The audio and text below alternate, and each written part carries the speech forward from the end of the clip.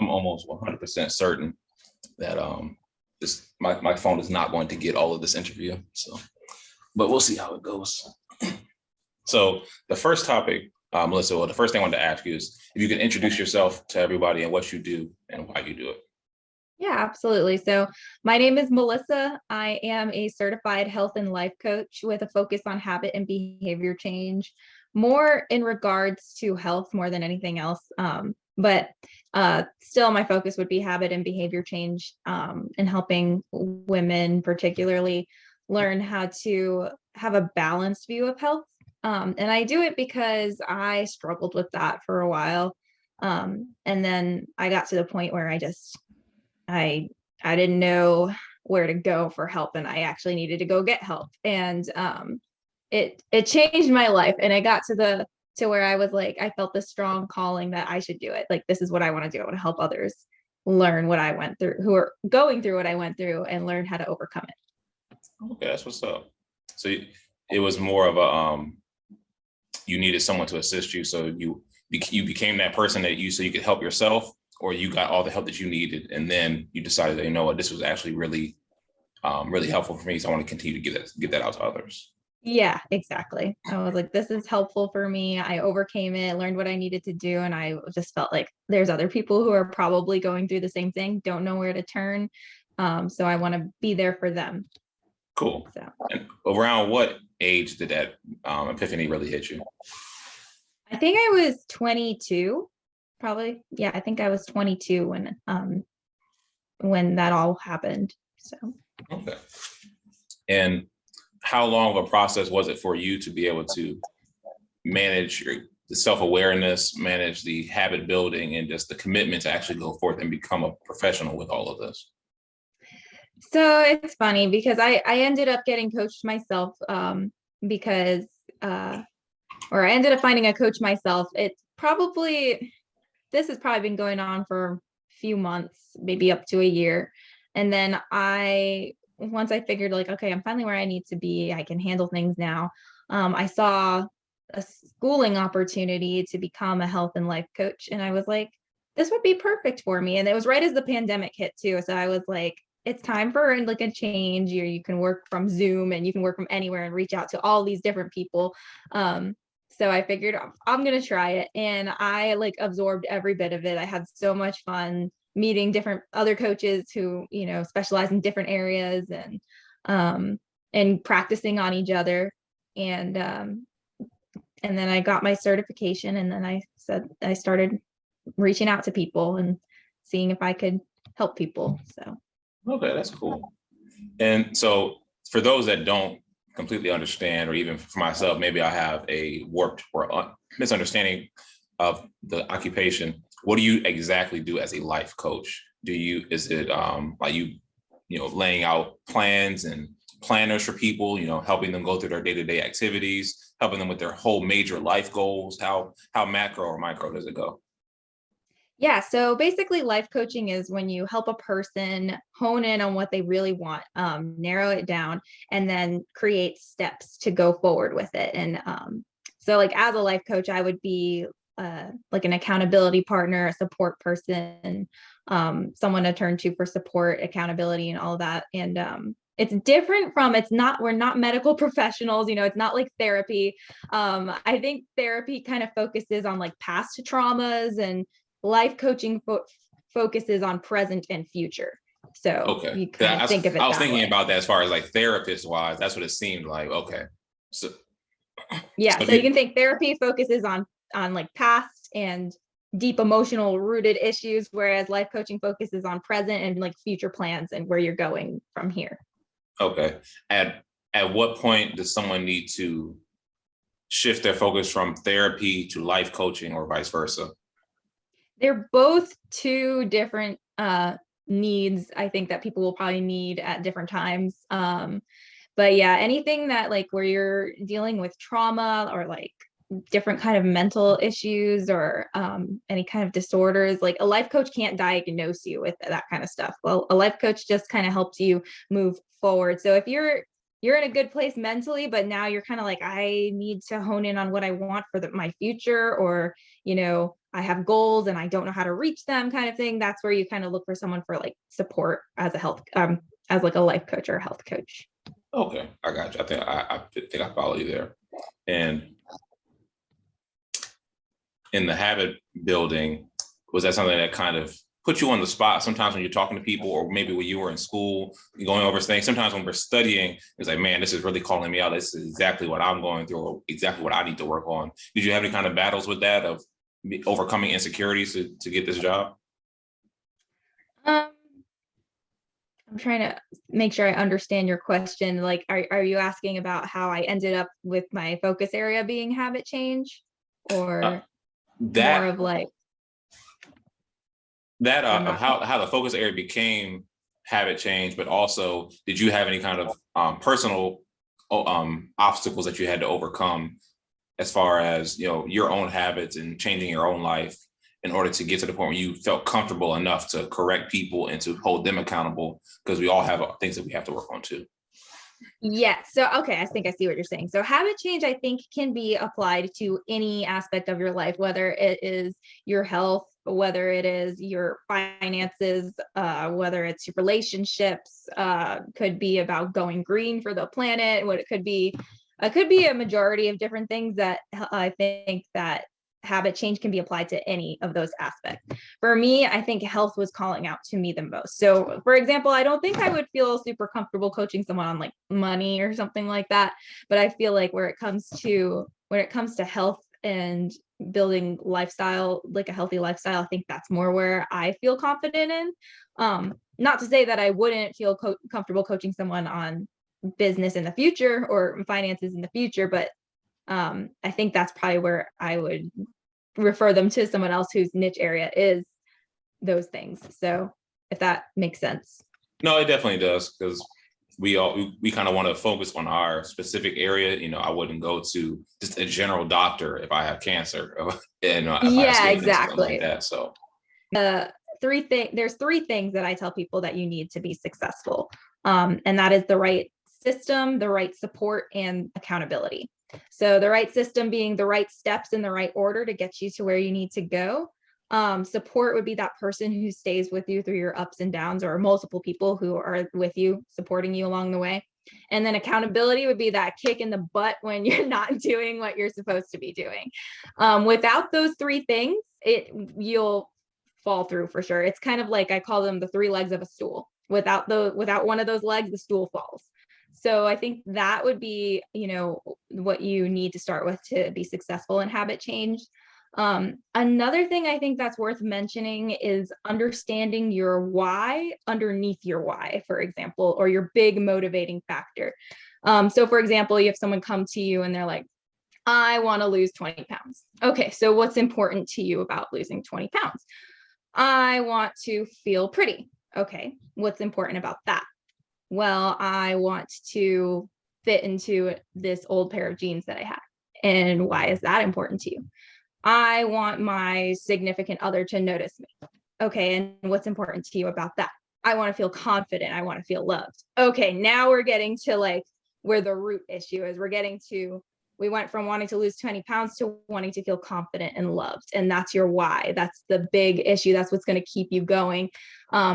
And so once you get that, like, what if we could cut out all of the middleman, all of these other things, and give the client, you want to feel confident, you want to feel loved, you can have that in the body that you have right now. So the difference is now you're going from a place of feeling confident and feeling loved, and now I take care of myself because I love myself, not because I want to change myself, or I work out because I love my body, not because I hate it.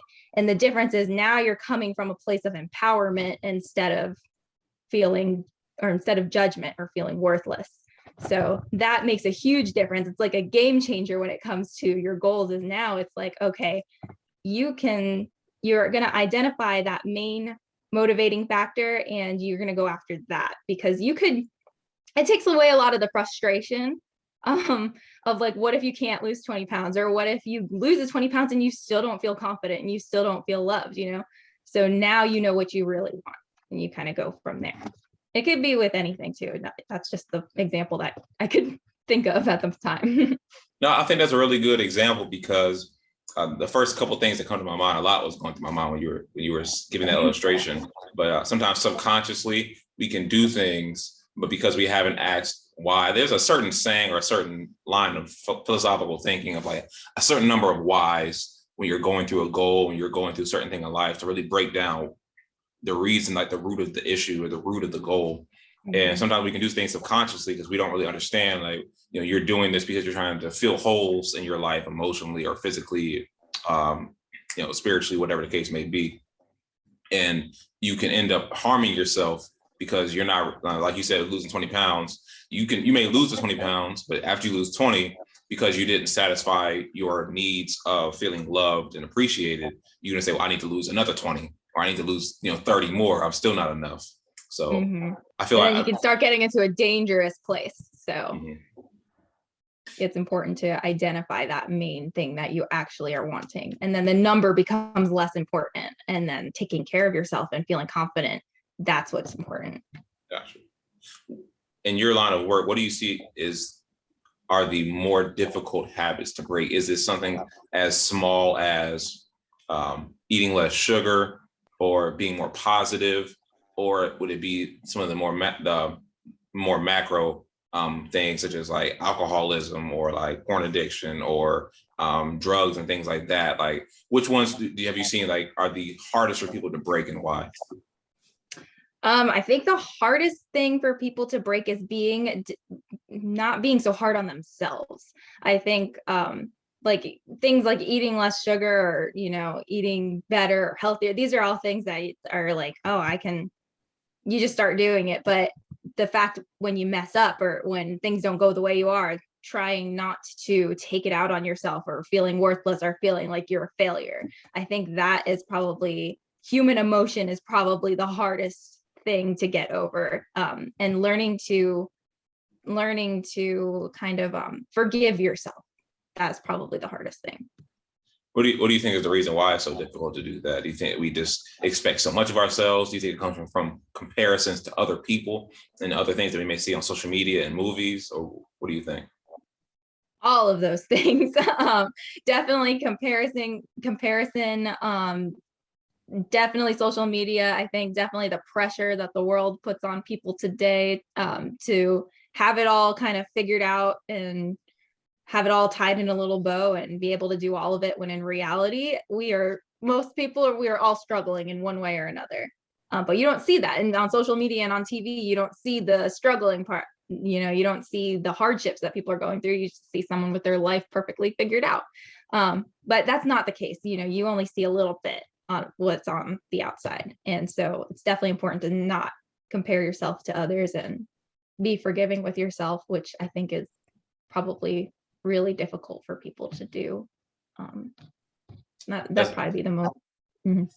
As a life coach, what are some exercises or thought processes that you have with your clients to break the habits of being hard on yourself and not comparing yourself?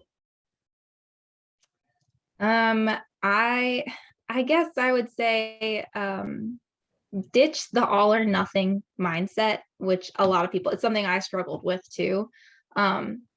And kind of trade in judgment for curiosity. So instead of judging yourself for having like a binge eating thing, or if you're judging yourself for feeling this way, instead just kind of notice it. Just kind of be like, isn't it interesting that I'm feeling this way? Or isn't it interesting that I went back to old behaviors? Or isn't it interesting that, just kind of notice it and try not to judge it.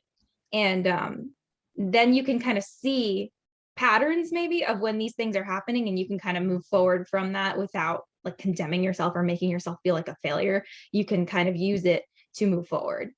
So definitely trading in judgment for curiosity is something that I keep saying over and over to my clients. That's a very interesting thought process. I haven't really thought about it in that way. I can't remember if this is an original thought or if it's a thought that I've heard from like another YouTube video or a book or an Instagram post. I'll just go ahead and assume it was not my own original idea, just in case someone wants to comment and say that I stole it. But it was a thought process on like breaking habits. And the individual more or less was saying that instead of trying to immediately stop doing whatever it is, let's say that is like eating candy, let's say it's eating sweets. You have an addiction to eating sweets. Instead of immediately trying to break the habit, but the next time you had the urge of engaging whatever that habit is, to just go ahead and do it. So whether I have a craving for donuts, just go ahead and eat the donuts, but then to journal or to document what was I doing when I felt that urge to eat sweets? How did I feel emotionally? What was going on in my life at that time? And whether or not was I sad and then I went to go eat sweets, or was I hungry? Was I just hungry and I just needed some sweets? Things like that, and then continue to try to break down things like that. Is that a healthy way of going about that, or that kind of similar to what you were talking about? Exactly. That's exactly what I'm talking about. Just kind of noticing where, isn't it interesting that I've decided to make whatever the choice is that, and just noticing that. And then you can kind of, like you said, see patterns, like what was I feeling? What was it that made me want to go for that? What did I eat earlier? Or what did I do earlier? Was I feeling angry? Was I feeling happy? Was I feeling bored? And then you can identify the patterns and kind of anticipate them. And then when you move forward, you can think of, okay, how can I better, what better choice can I make in this situation? And then you prepare yourself for it. And then when that comes, you're prepared for it. Sounds like it takes a lot of self-awareness to be able to do habit change.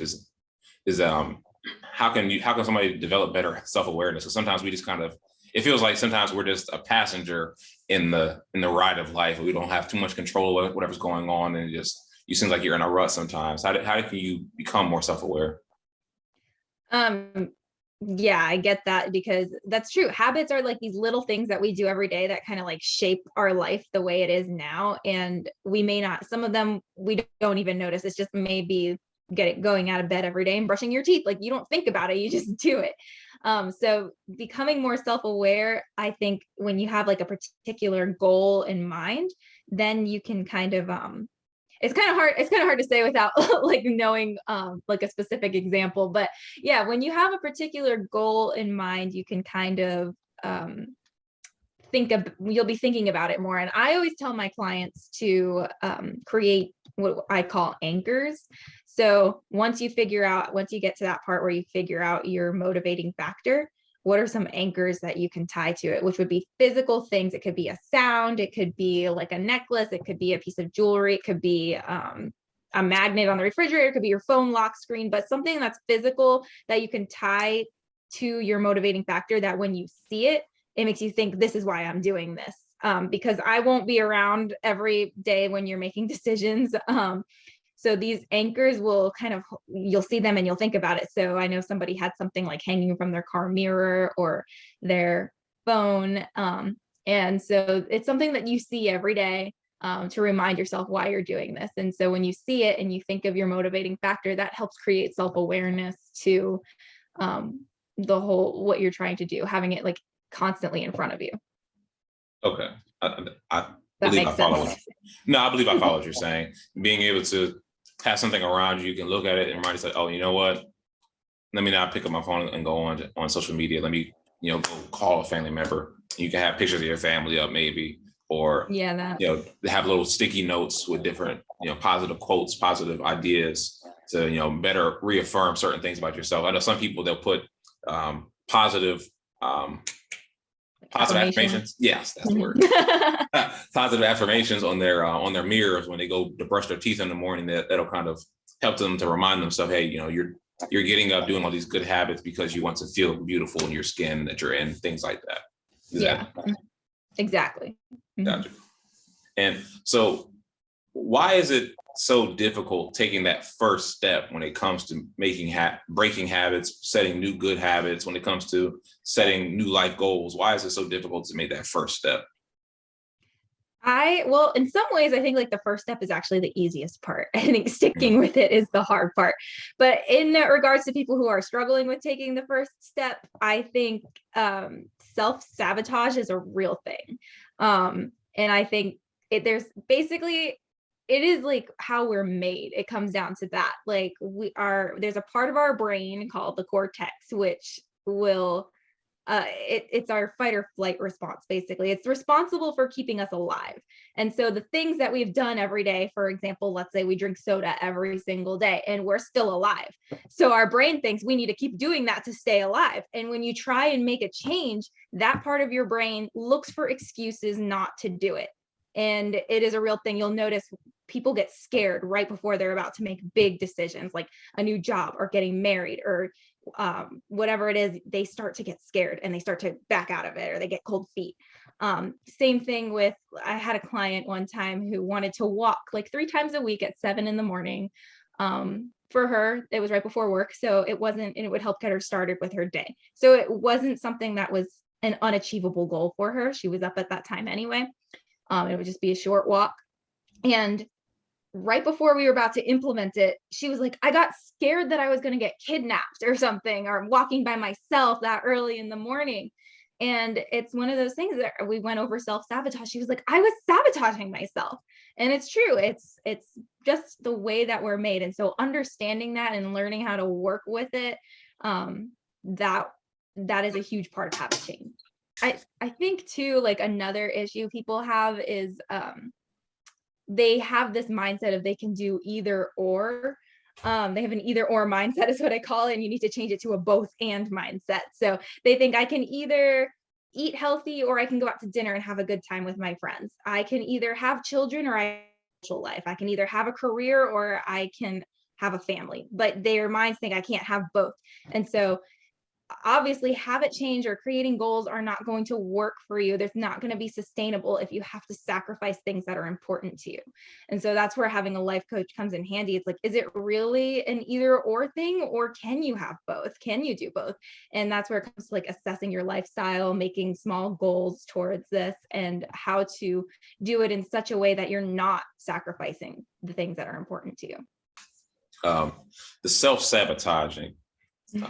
That's something that I know that I have done before, because even recently, I think I started driving food deliveries, and I don't know what it was. Something hit me all of a sudden, like, man, I don't know why I'm kind of nervous about this, because I know that I have done everything from, small construction work to even the simplest of just, entrepreneurship with window washing and pressure washing, cleaning and things like that. This is probably the most simplistic thing I've ever done in my life. But I felt some type of like anxiety or nervousness, like, man, I don't know if I want to do this. And the reason for me doing it was to help to pay off debt, to help me to save up money for larger purchases in the future. So I know it was a very important thing that I needed to start doing consistently. But even with small, simple things like that, or with your client, as you said, with going out for a jog in the morning, how can we fight that self-sabotage? Oh yes, this is like my favorite thing to talk about. This is like a huge part of habit change, because that is normally where we mess up. It's normally by like session 4 or 5, which is when we experience self-sabotage. Like without a doubt, something goes wrong.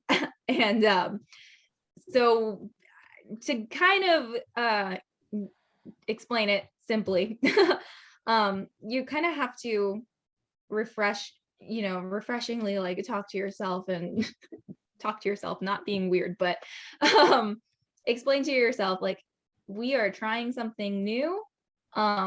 It's kind of like updating the software, so to speak. So it's not going to be a huge change. It's going to be for the better. It's going to make life better. And it's not going to be something that's going to harm us. It's something that is going to help us, and just kind of reassuring yourself. And it kind of goes hand in hand with like when you are trading in judgment for curiosity and realizing like, isn't it interesting that I'm choosing this? And then you go and tell yourself, well, I am doing this right now. I am feeling this way. And the reason I'm doing it is because of this. And next time, how can I handle it better in the future? Well, next time I can do this. So when you realize where you're messing up, or, parts of you that drinking soda, for example, has kept me alive, or not that it's kept me alive, but yeah, I've been alive all this time. I haven't died, and my brain doesn't want to change that. But now we're kind of updating the software. We're creating a new way of doing things, and it's going to be better, and I'm going to feel better, and it's going to give me more energy, and I'm going to be more productive at work, and and I'm going to want to move more and exercise more because I am making these small changes. And that's the other thing, is making sure the changes are achievable, sustainable, not something you're trying to do a huge thing all at once, that you're working your way towards it. So just kind of reassuring yourself that what you're doing is going to be good. It's a good change. So it sounds like you said reassuring yourself. So more or less giving all the positive reasons, all the things that could go right. So Yes, it's not like completely changing everything, but you are just upgrading, that's all. so kind of like I just swiped away the notification on my phone that I have an iOS update coming up later on tonight, and I'm gonna try to postpone as long as I can. But it's not like getting a whole new phone. It's just updating a small part of whatever's going on. Where's the balance between weighing the pros and cons of a new decision, and not saying, oh, I might get kidnapped, I might get trafficked if I go out and jogging in the morning. That's, you could say that I'm just weighing the pros and cons, but really that's just you're going towards the catastrophic ending or whatever whatever may happen. So where's the balance between those two things? Pros and cons of so I guess if your brain is thinking that way towards getting kidnapped or something, you can take precautions to make sure for your safety. Like you can have your phone on you, different things like that. Basically, when you're self-sabotage, you are specifically looking for reasons not to do it. Your brain is specifically looking for reasons. And so when you weigh pros and cons, it's different, because you're like, okay, would this actually be realistic with my schedule? Should I do it at a different time? Why do I want to do it at this time? Or what are the health benefits? You're looking at that. Whereas self-sabotage says, well, yeah, I know it's after you have already weighed the pros and cons. You've already decided you're going to do it. You already know why it's a good idea. And then after that, when it comes down to actually doing it, you don't follow through, because that's when self-sabotage hits. So weigh the pros and cons ahead of time. If you decide it's something you want to do, then stick with it. And that's where self-sabotage hits it. It's like, I don't want to stick with it. Your body says no, if that makes sense. I got you. That makes total sense. It more or less comes after the fact. Once you're about to go put your sneakers on to go outside, it's like, you know what? I am kind of tired. I'm supposed to stay at home a little bit longer. I feel you on that. Do you feel as though that's something that we in our generation suffer from a lot more? Do you think it knows no age group specifically?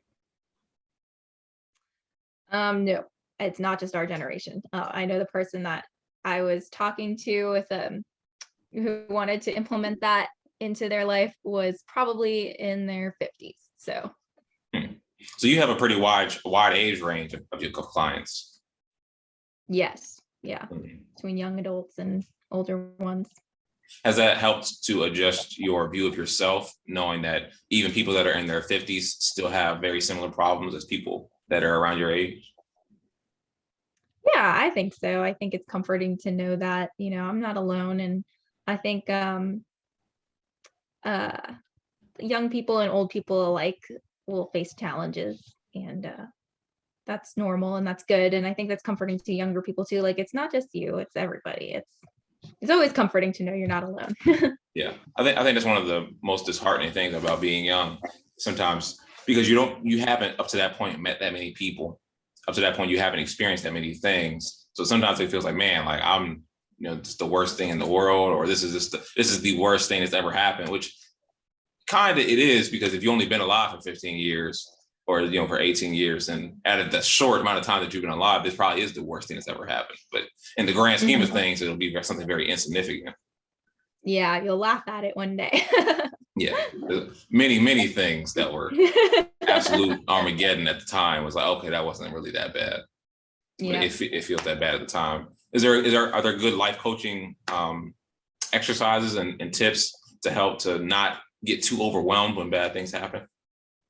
To not get too overwhelmed when bad things happen, I think probably it's just affirmations like we were talking about earlier, looking back to your anchors as to why you're doing this. And when you fail, being forgiving with yourself and realizing like everybody fails, everybody messes up sometimes. And if something happens, that's bad, it's not your fault. I think it's totally okay to feel your feelings. Like sometimes you need to sit with those feelings, as uncomfortable as it is, instead of looking for ways to deal with it by like shoving down food or alcohol or whatever, your coping mechanism is. Sometimes you just need to sit down and sit with those feelings, as uncomfortable as it is, and just allow yourself to be upset about it, allow yourself to feel angry, instead of trying to work your feelings away, eat your feelings away, drink your feelings away. Actually address those feelings.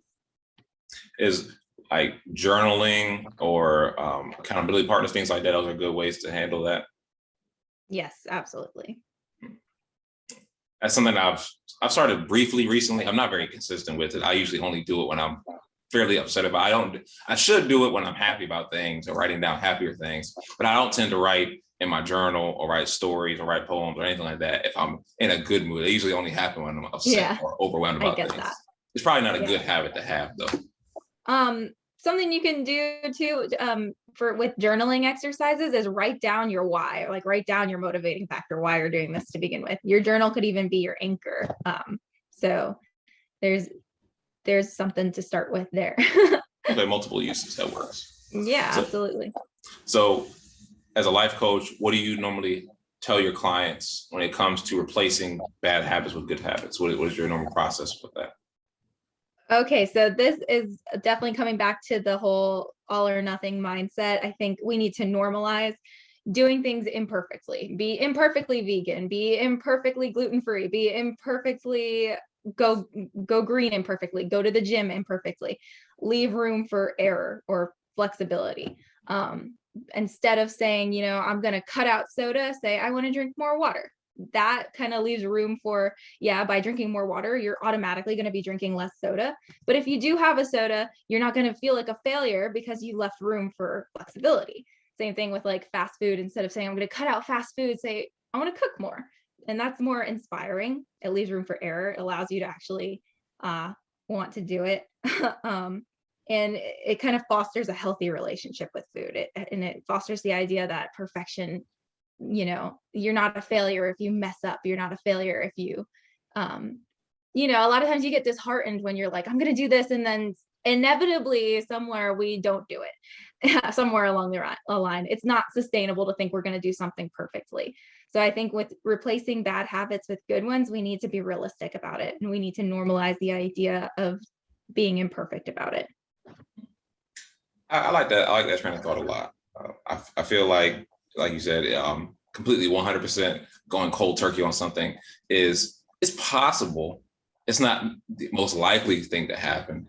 It might not be the best, most logical thing to happen, but it's sure possible for some people. But when it comes, like you said, I wanted to drink more water versus I wanted to stop drinking soda. It's kind of like a end of the line cold turkey kind of thing, and it can be very nerve wracking, a lot of pressure put on yourself, because then it's like, oh my god, what if I do drink soda? Kind of like what you said. And what it does too is it makes you want soda so much more, because now it's forbidden. Now you can't have it. Now you want it more. Now it's on a pedestal. Like when I put myself on a diet, I was like, I never really cared for donuts before that diet. It's not something I liked. It was not my favorite dessert. I never really cared for them. But when I told myself I absolutely couldn't have them, suddenly I would want to eat and that's what would happen. I'd end up eating 5 of them because they were forbidden. I couldn't do it. And then I'd end up binging on it.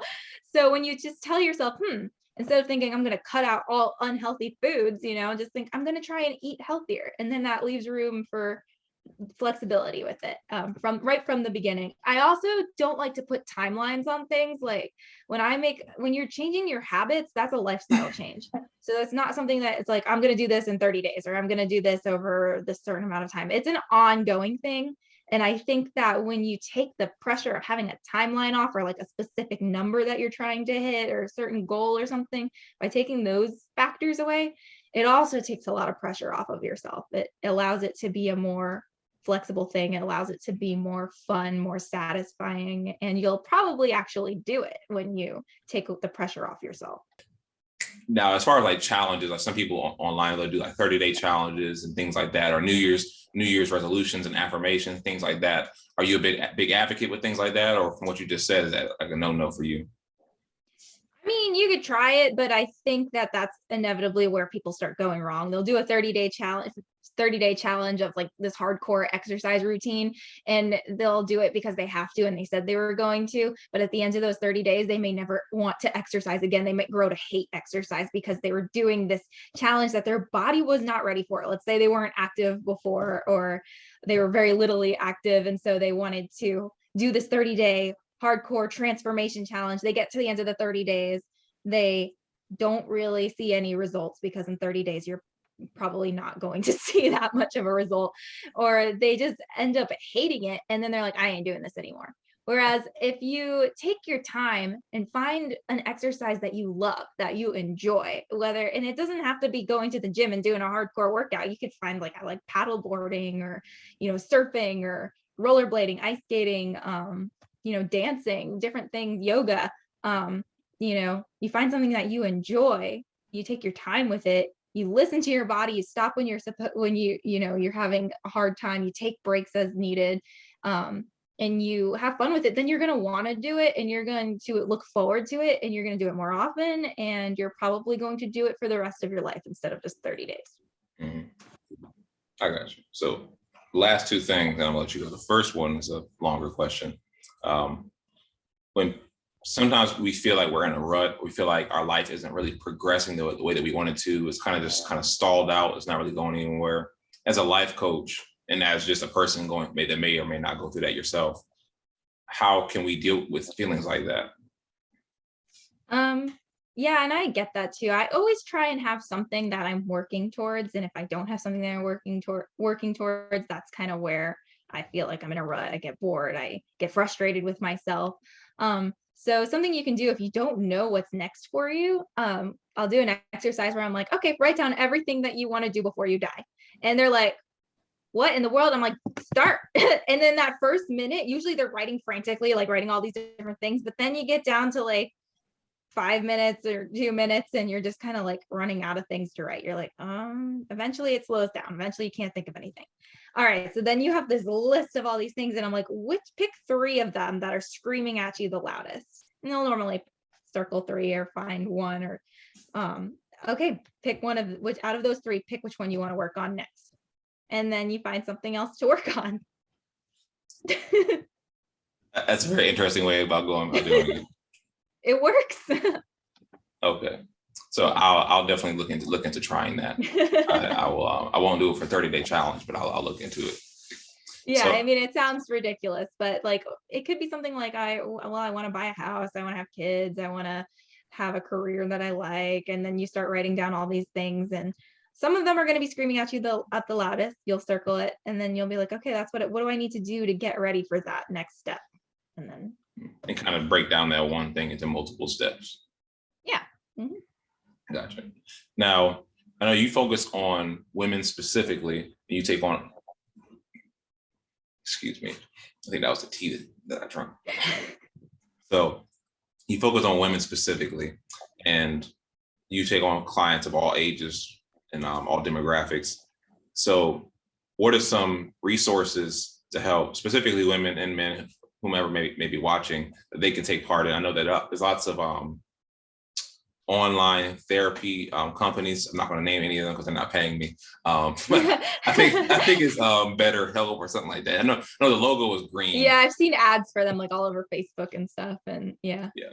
So there's different companies such as that. But what kind of resources are you aware of that people can take part in to help themselves, especially during the pandemic and everything right now? I read a lot of books. For example, I think like I read like a lot of like health and nutrition books, and then books about business and stuff. So probably wouldn't really be interested in the business one. But this one's called Health at Every Size that I started reading. That's good for like having a balanced view of health, and kind of learning how to listen to your own body and what your body needs without going on any specific diets or anything like that. I also offer a resource to my own personal clients. I don't know if I'm allowed to say it on here, like self-promotion, but Oh, we're all about self-promotion on Inside Discussions, so please feel okay. free. So this is something I offer. I call it my Balanced Wellness Guide. And now you can't see it. Let me move this light, maybe. Anyway, the first part of it offers a goal setting planner. After that, there's a food and mood journal. There's mindful eating tips. There's learning how to use the hunger scale, how to find foods that give you energy, learning what meals you can make them in, a meal plan, a shopping list, and then there's a reflection journal and a movement menu. So movement menu, and then the reflection journal is how it goes. So that kind of helps you kind of like get your start with forming a balanced view of health, and learning what works for you. A lot of it is just experimenting and finding out what works best for you, how you feel when you do certain things. And so that's something that I offer for free that I just give if people reach out to me. So I think a lot of books, working with a life coach, I think a lot of times people are scared to ask for help. But asking for help is how we grow. It's how we get better. It's how we learn to help others. So asking for help is definitely something that you should look into. Not you, but you know what I'm saying? If someone is having an issue me that too. they should look into, not being afraid to ask for it. Yeah, it's probably. Okay. What do you think is one of the biggest hurdles that people have of actually going out to get a life coach? Is it just the feeling of like, man, I'm such a failure, I have to get a life coach? Or do you think it's something else? It could be a bunch of different things. People don't want to admit that they have a problem, and people don't want to ask for help. For me, I didn't do it until I got to the point where I was like, I don't know how to eat anymore.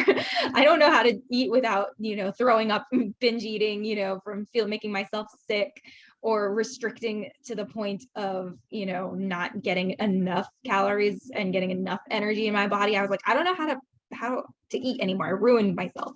And I was like, I need help. I was getting ornery and angry. So you kind of reach a point where you're like, yeah, I definitely need to get help. And I think people just don't want to ask for it. They want to figure it out themselves, or could also be money. People are scared they're going to get stuck into someone selling them something that they don't need. They could think, life coaching is relatively new, so they might think it's not going to help. It's a hoax. It's not a real thing. So there's a bunch of different things, a bunch of different reasons wouldn't want to reach out and do it. Gotcha. So what was the first book that you had out there? You said it was Health at Every Size. Health at Every Size. By whom? That's a good question. Linda, it's in cursive. Linda Bacon. Her last name is Bacon. Oh, that's she is a PhD. I was like, okay. There's no way I'm reading this right. Yeah, she is a PhD. Awesome. So wait at it. Health at Every Size. Health at Every Size. Health at Every Size by Linda Bacon. And I'll try to find that and link it in the description if possible. And your guide, is it a book or is it just a guide? Mine is just a guide. It's downloadable and it's like 5 to 10 pages. Yeah, that's something you probably have to reach out to. I can't figure out how to get it on my website where you can just download it. But if you reach out to my business account, or my website, which is melissaraynutrition.com. And there's also my Instagram account is at allfoodfits, all.food.fits. You can reach out to me that way and I can get it to you. Okay, awesome. So I'll make sure to link all of those in the description box, and I'll tag them all over the screen annoyingly so that people cannot miss it when they watch. Melissa, I really appreciate you joining me today. This is a topic that I'm really interested in, just self-development of all kinds and life coaching. Something I never thought I would need, but it's something that I'm definitely going to consider now. I may end up working with you in the future, so you may have an extra client. I make sure that I also direct people to you. Are you open to taking clients from any and all locations now, or are you kind of holding off from that? Any and all locations. Okay, awesome. So I'll definitely make sure to let any and everybody know. Anybody that's watching, please feel free to reach out to Melissa, a wonderful person, and really cares about helping people, really cares about bettering people's lives. So I know that's going to benefit you if you're ready to take that next step to take control and to really, make changes. Melissa, is there anything that you wanted to mention before we leave, as far as any kind of new initiatives that you're having with your business? Anything that you wanted to mention to people just before we log off?